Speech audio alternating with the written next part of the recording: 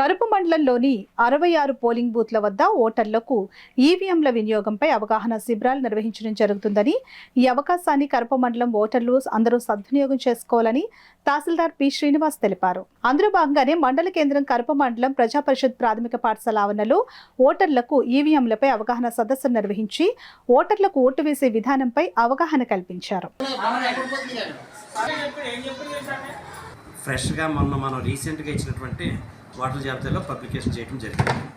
ఇకపోతే ఇంకా ఏదైనా మాడిఫికేషన్స్ అవి అంటే ఏదైనా మరణాలు సంభవించినవి కానీ ఏమైనా ఉంటే కనుక వాటిని ఎప్పుడు కూడా నిరంతరం జరిగే ప్రక్రియలో భాగంగా వాటిని అన్నింటిని కూడా చేయడం జరుగుతుంది.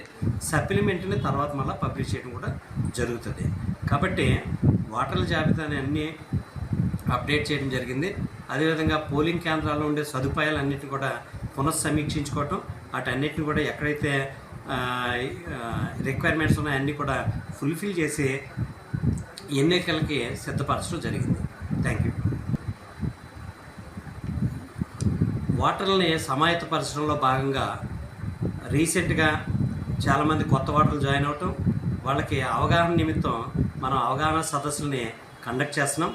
అవగాహన సదస్సులో ఈవీఎం ఏ విధంగా ఆపరేట్ చేయాలి, అదేవిధంగా వారికి ఏ క్యాండిడేట్కి అయితే వాళ్ళు ఓటు చేయాలనుకుంటున్నారో బ్యాలెట్ యూనిట్ని, అదేవిధంగా ఈవీఎం మిషన్ని, వారు ఏ గుర్తుకి ఓటేశారో అది డిస్ప్లే అయినటువంటి యూనిట్ని, వీటన్నీ కూడా మేము ఓటర్లకి అవగాహన కల్పించడం కోసం తీసుకురావడం జరిగింది.